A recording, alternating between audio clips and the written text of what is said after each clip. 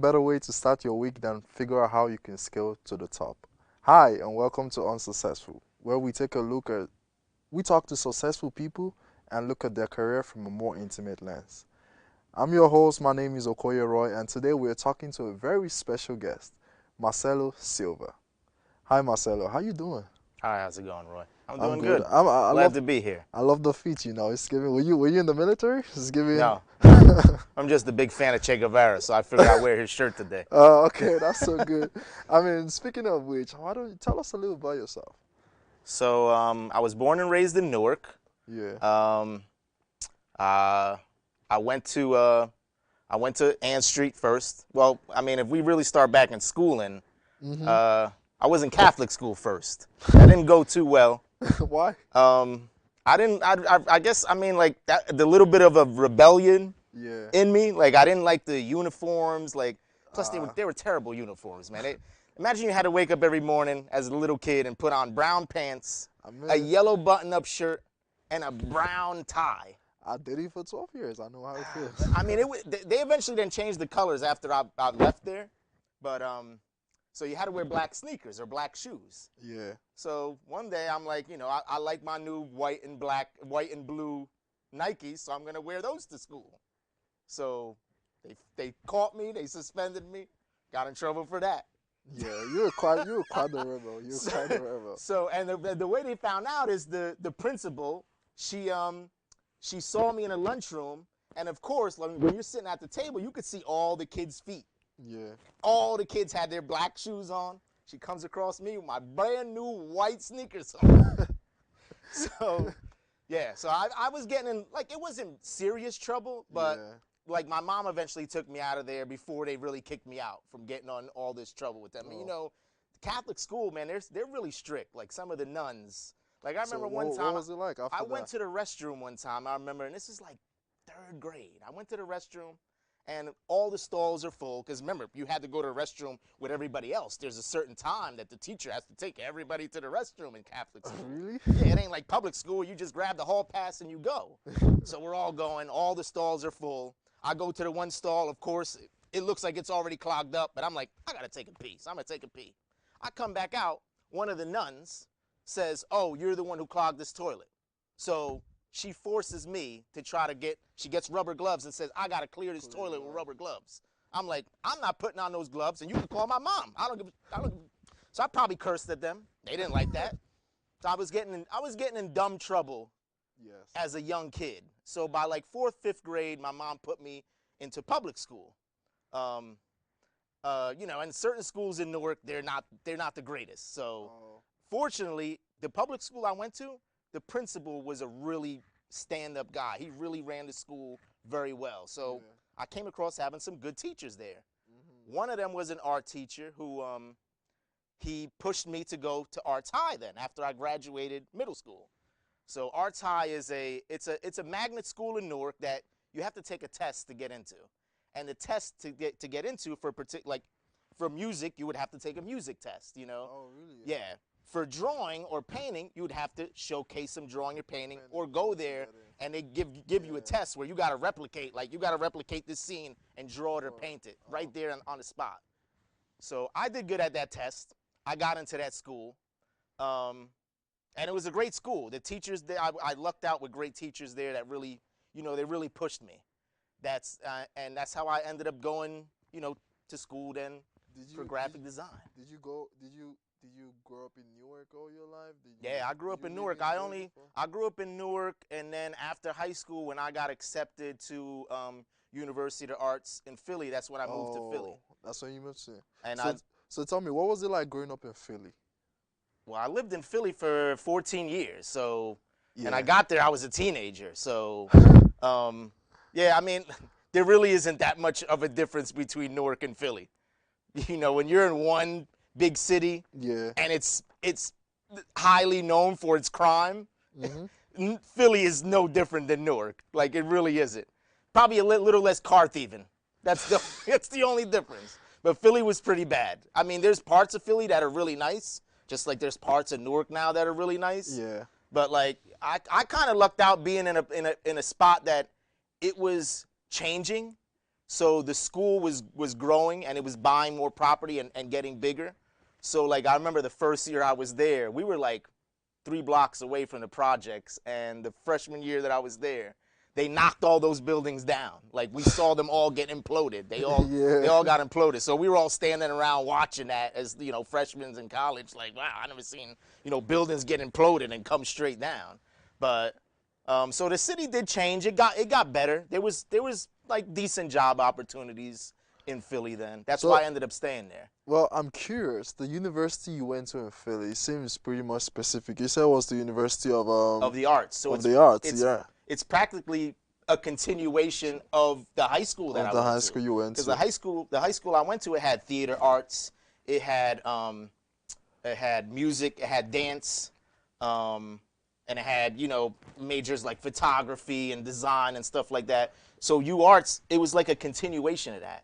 Yeah, but it's a vast field of of different knowledges. What exactly, made you consider graphics design? So that kind of started back at Arts High with one particular teacher, Mr. Kareko, and Yeah. he's the one who kind of like showed me the commercial art and the opportunities there Oh, are. I see. So he showed me that kind of stuff. He was more of a photography teacher, but he also taught like a lot of graphics and design stuff. So he kind of pushed me to go to school for Yeah. graphic design, and Design. I kind of liked it at the time. So I was like, that seems like a good career to get into because I always liked the commercialized art like that.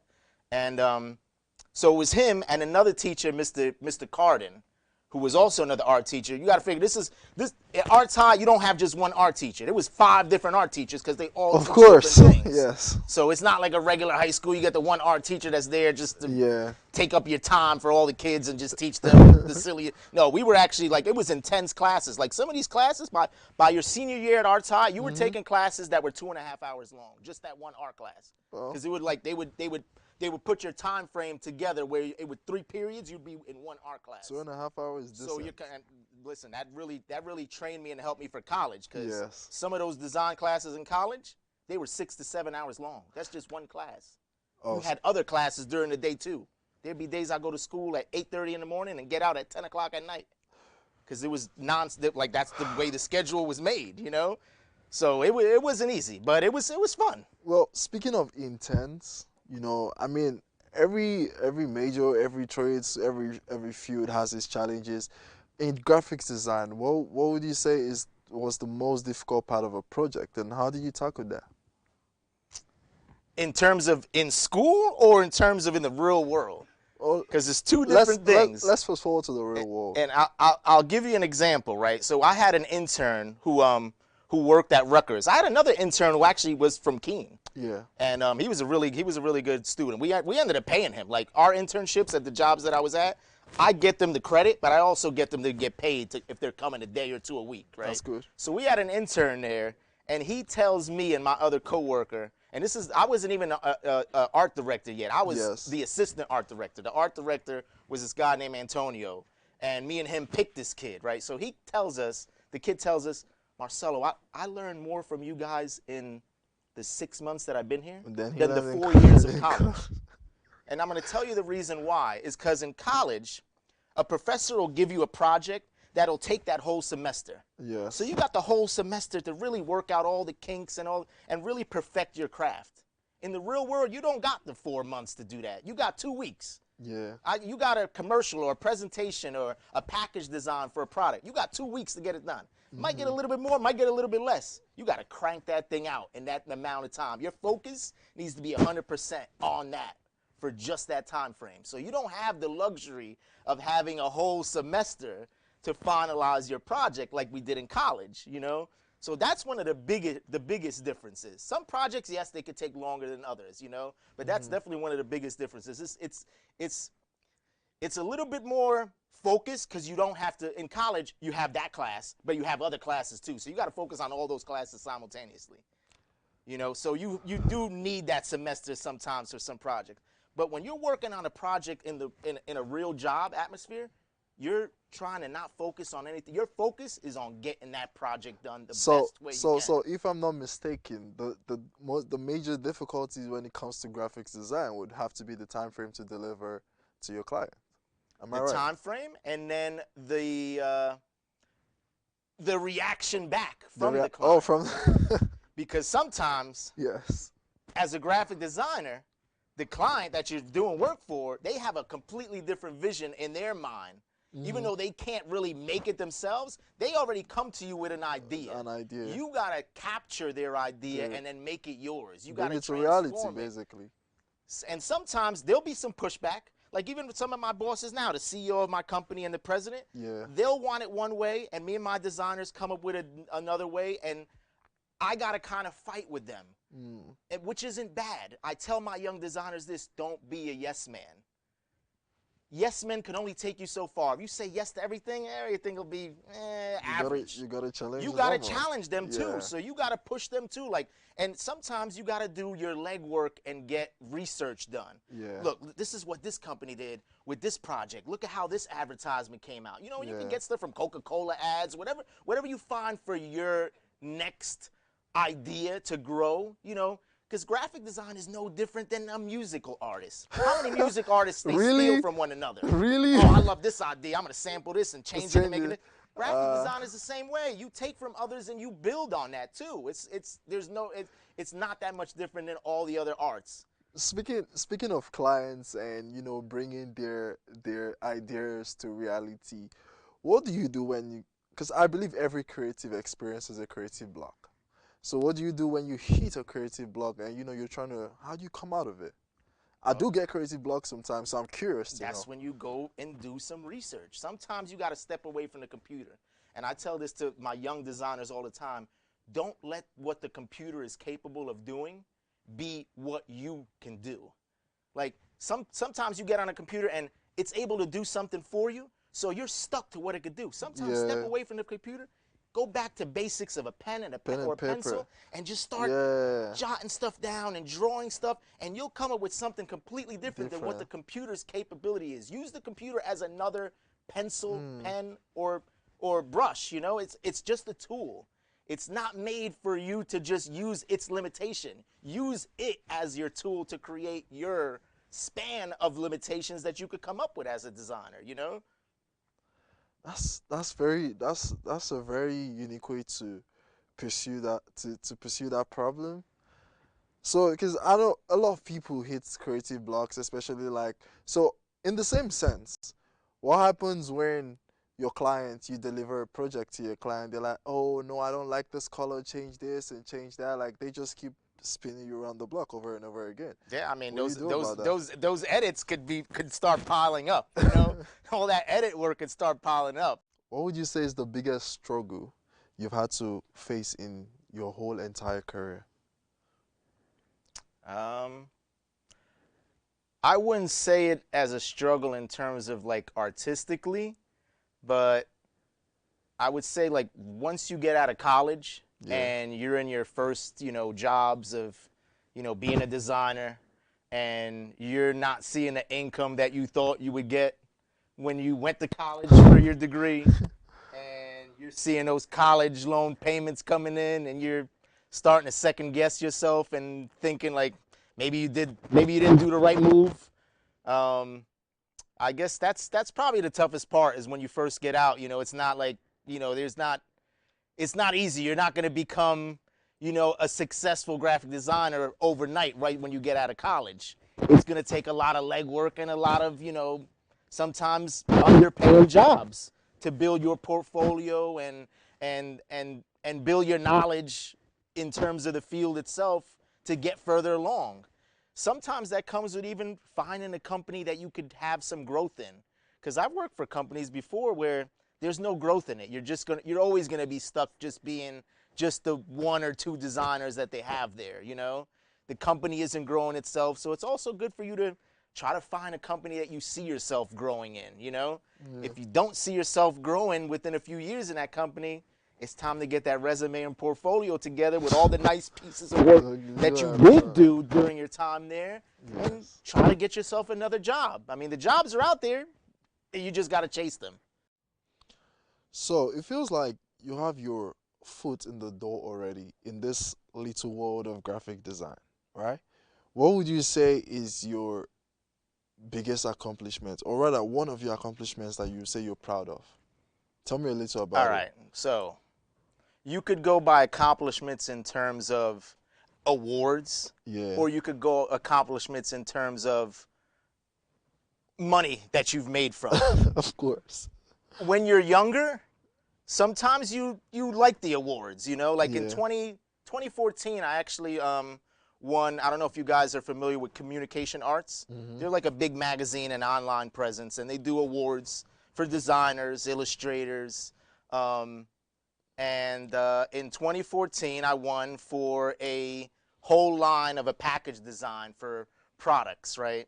And they send you like this nice, it's like a nice triangle looking pyramid with your name on it, Communication Arts Award. You put it on your shelf, and then you start thinking about it when you get older, like, did that put any money in Did my you put any pocket? money in my pocket? So Yeah. it's like, it maybe in the long run it did, because that adds to That your adds to resume. your It adds to your resume. portfolio of Yeah. like, listen, this is one of my accomplishments. But I think one of the biggest successes I could say I had is when my company decided to invest, because I pushed them to do it, Yeah. and redo a showcase booth.